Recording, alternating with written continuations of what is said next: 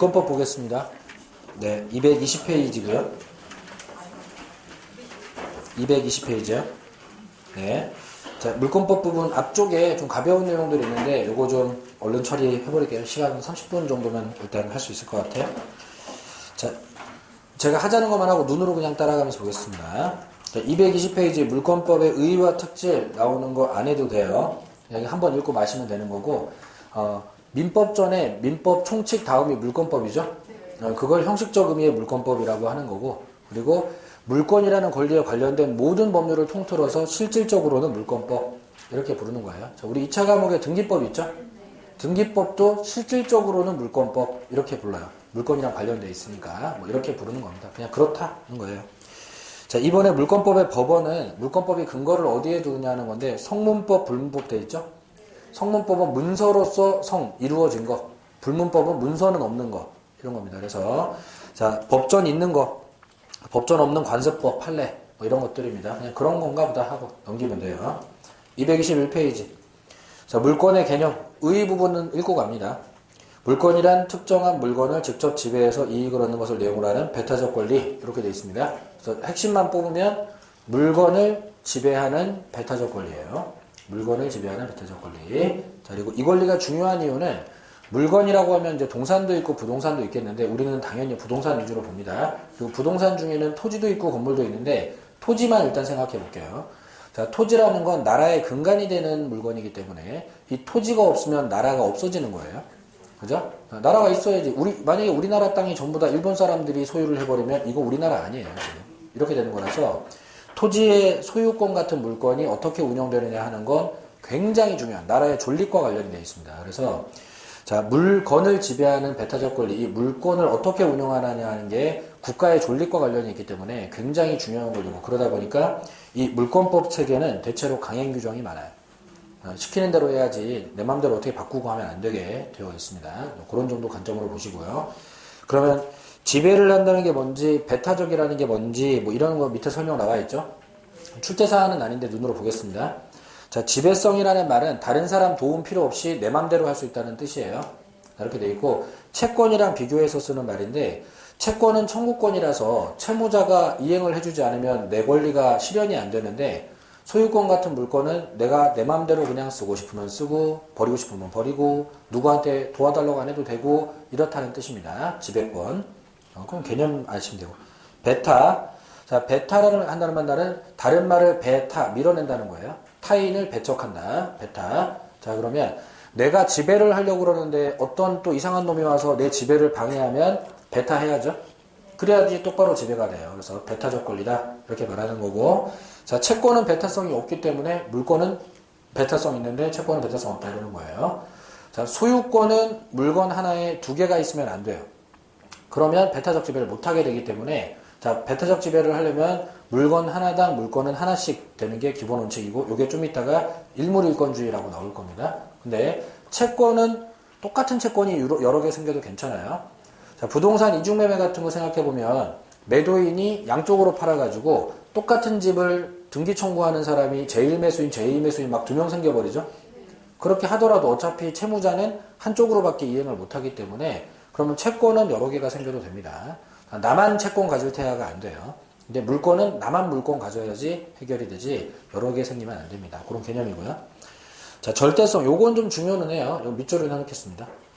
자, 1번 물건은 누구에게나 그 효력을 주장할 수 있는 절대권. 거기까지 밑줄.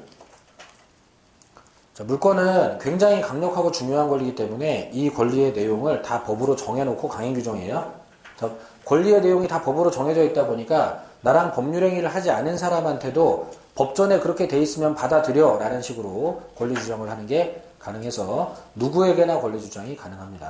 자, 그런데 2번 채권은 마지막 줄에 보면은 특정의 채무자에게만 주장할 수 있는 상대권 이렇게 돼 있죠. 자, 이게 가장 결정적인 차이점입니다.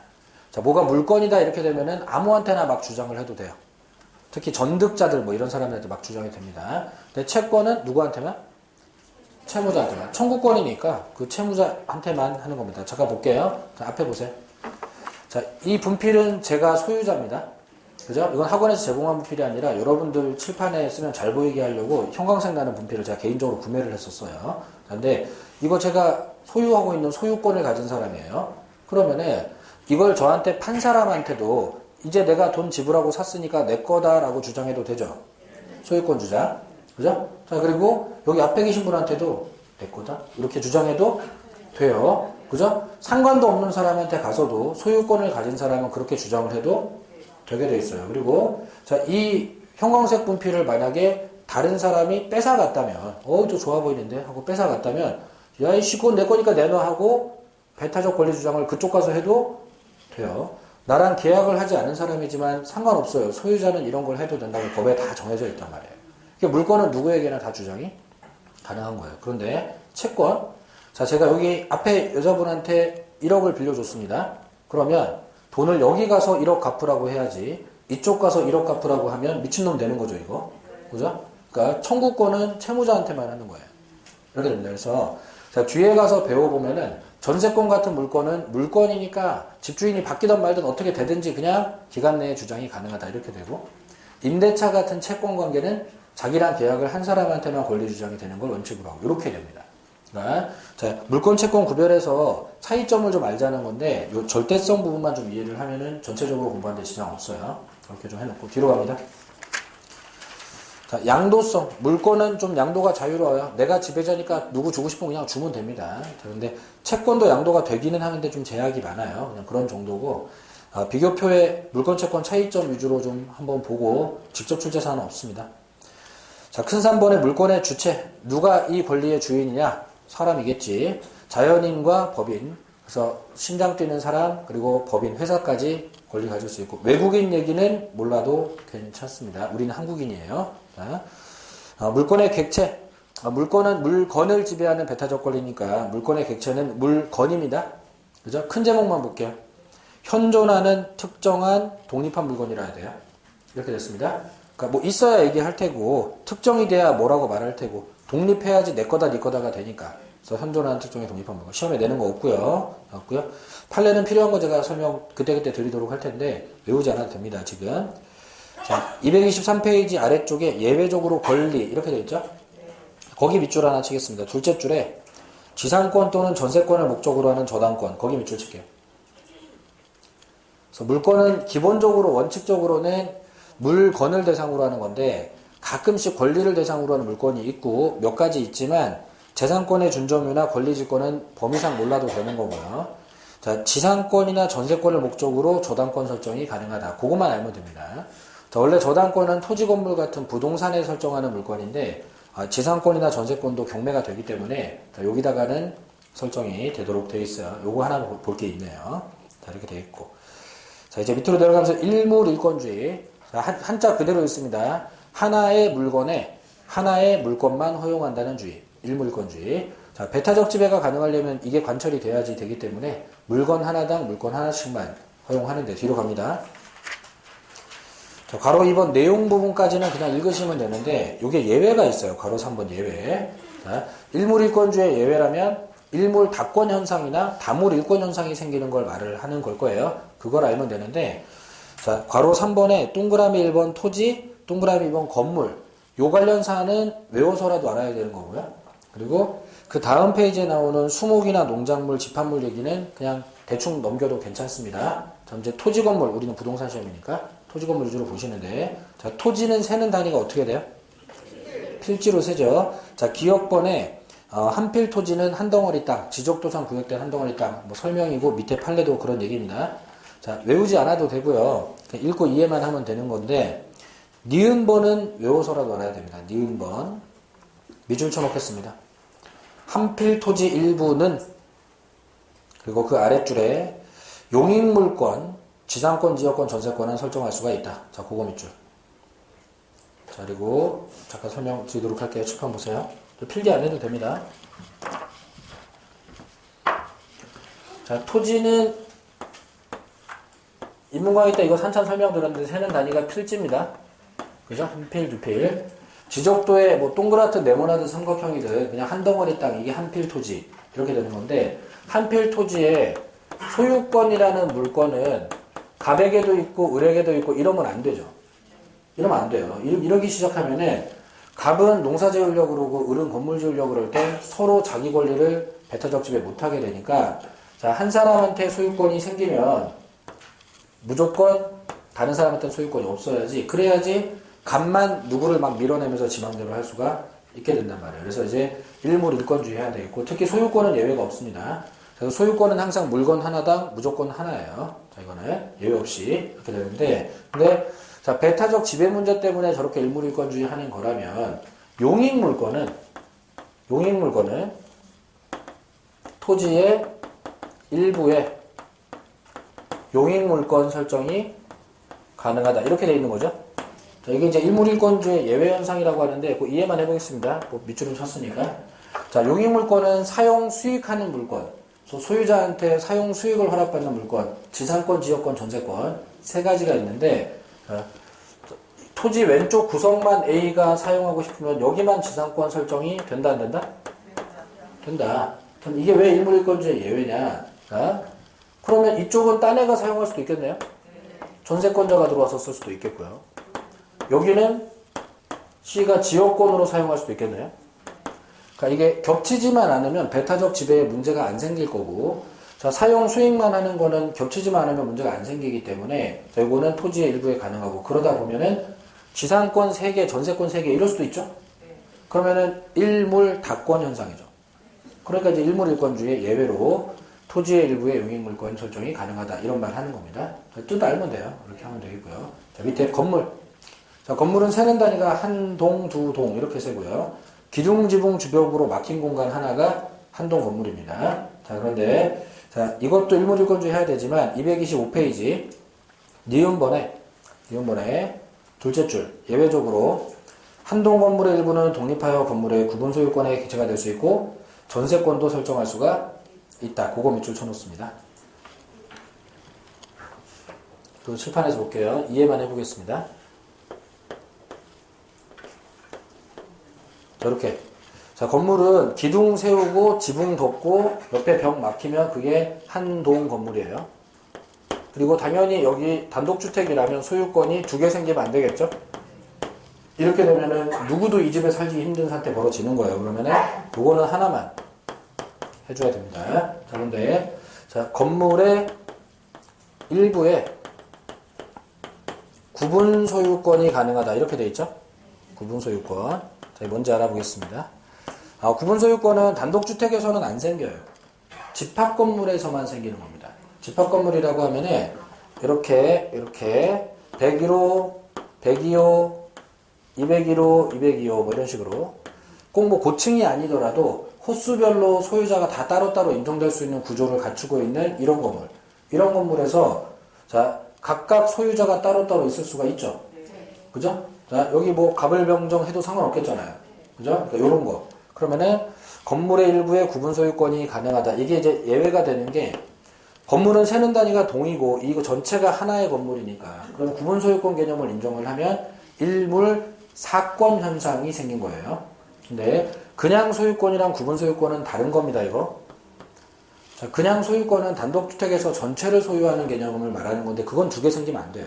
근데 구조적으로 집합건물 구조가 나오면 건물의 일부에 구분 소유권이 가능해서 한동 건물 안에 소유권 4개, 뭐 이렇게 5개, 뭐 30개 뭐 있을 수가 있는 겁니다. 예외가 되겠고요. 그리고 자, 건물의 일부에 또 뭐가 된대요? 건물의 일부에 전세권이 가능하다. 이 전세권이 가능한 거는 용익물권이라 그렇습니다. 자, 여기서는 그냥 용익물권이라고 해놓고 여기 왜 전세권만 말하냐? 자, 나머지 용익물권. 자, 용익물권은 지상권, 지역권, 전세권 3가지인데 지상권, 지역권은 지자 토지에만 되는 거래요.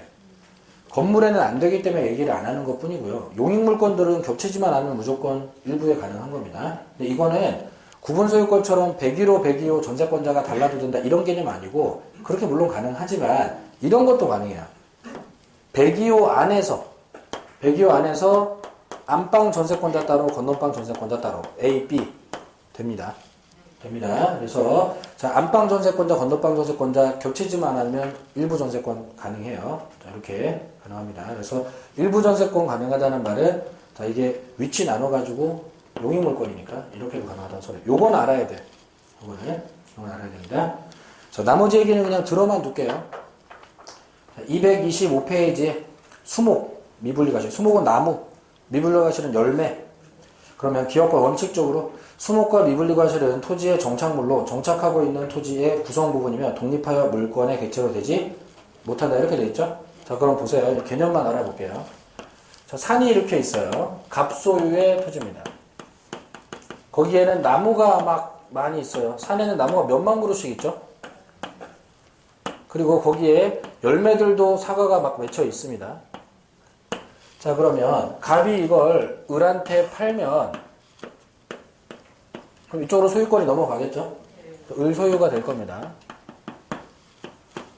을은 산만 산 건가요? 나무만 산 건가요? 둘 다 산 건가요? 둘 다 산 거지. 그죠? 그러니까 자, 나무나 미분리과실은 토지의 일부로 본다. 그래서 이걸 전체를 하나의 물건으로 보고 한 덩어리 소유권으로 가야 되는 게 맞다. 자, 그런데 예외.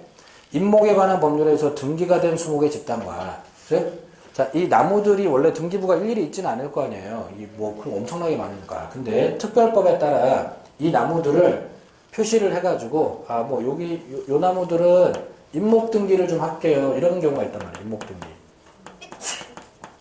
자, 이렇게 돼버리면 그러면 자, 토지는 을한테 팔면서 임목 등기 해가지고 나무는 안 팔거나 또는 나무만 홀랑 팔아버리거나 자, 등기부가 여기도 생기고 여기도 생기니까 그죠? 그러면은 이쪽은 등기를 하고 이쪽은 등기를 안 넘기면 산만 가고 나무는 안 가게 되죠. 이렇게 되니까 이러면은 두 개로 분리를 시킬 수가 있다. 이렇게 된 겁니다. 그러면 원래 하나의 물건에 하나의 소유권씩만 인정되는 모양새였는데 하나의 물건이었던 것이 두 개의 소유권으로 분리되는 모양새니까 예외. 이렇게 부르는 거고요. 이 방법 말고도 명인 방법을 갖추게 되면은 독립한 물건으로 객체가 된다. 이렇게 됐죠? 명인 방법은 요 빨간색으로 그려드릴게요. 자, 요 나무만 팔고 싶을 때 얘가 등기부가 없으면 나무 주위에 띠를 두른 다음에 편말을 박아가지고 명백히 인식할 수 있는 방법. 이렇게 나무는 팔렸습니다. 근데 뽑아서 준 게 아니라 심은 채로 다음 달에 뽑아갈 거예요. 이렇게 적어놓고 자, 이거를 명인 방법이라고 합니다. 자, 공시방법 중에 하나고요. 자, 그러면 임목등기나 명인방법을 갖추게 되면은 나무는 안 주고 토지만 주거나 토지는 안 주고 나무만 주거나 이런 게 가능하겠죠?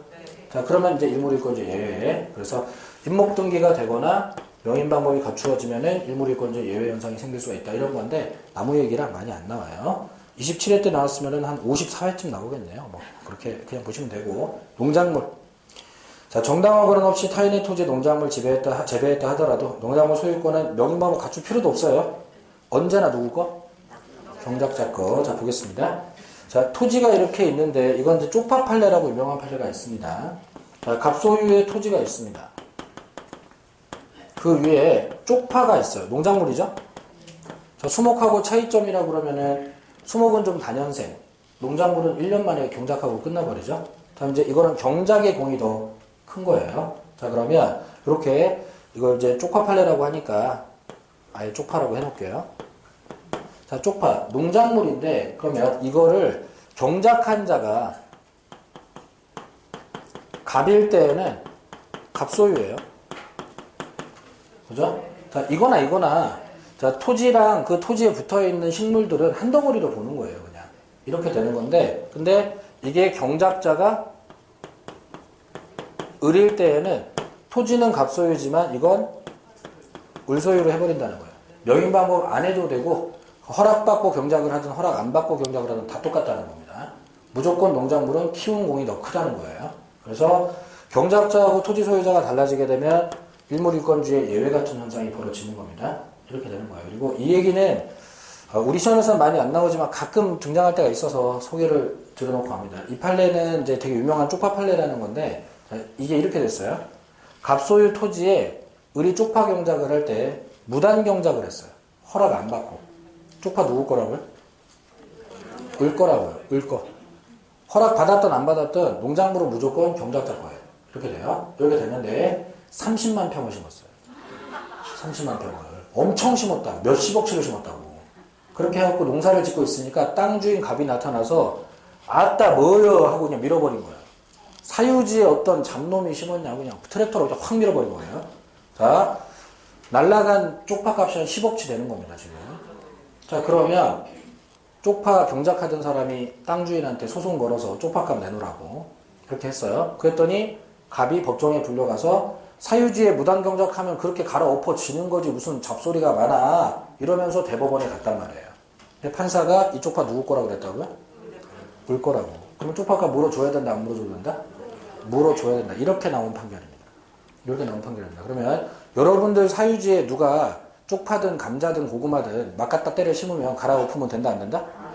안 된다. 자, 동네 할머니가 그거 심어놨길래 갈아엎으면 동네 할머니가 민법을 배우고 와가지고 농작물은 경작자의 소유인데 손해배상 청구를 하겠다 이렇게 나온단 말이에요. 자, 그럼 그럴 때 어떻게 해야 되냐? 토지 사용료를 청구해야 돼요. 내 땅을 허락 없이 썼으니까 부당한 이득 누리는 거고 토지 사용료를 청구해야 되는 거예요. 그리고 스스로 뽑아서 치우게 만들어야 돼요. 실질적으로는 여기다가 입간판 같은 거 세워서 사유지에 경작하면 죽여버린다 이렇게 해놓고 자, 한 달에 임대료 100만 원씩 뜯어내겠다 막 이렇게 협박성 문구를 적습니다. 그리고 그 임대료 누적분이 그 농작물 가격을 초과한다 싶을 순간 가면은 그냥 밀어버려도 돼요. 밀어버리면 경작자가 와서 식물값 내놓으라고 하겠지? 그러면 너도 땅 사용료 내놓으라고 해서 퉁 치면 됩니다. 그러면 돼요. 그러면 되는데 이 사람이 지금 내가 사유지 주인이니까 내 마음대로 해도 되겠지 하고 몇십억치 쪽파를 그냥 갈아엎었기 때문에 그것도 물어줘야 돼요. 사용료는 받아봤자 1,000만 원, 쪽파값은 10억 원, 그러면은 9억 9천만 원 물어줘야지.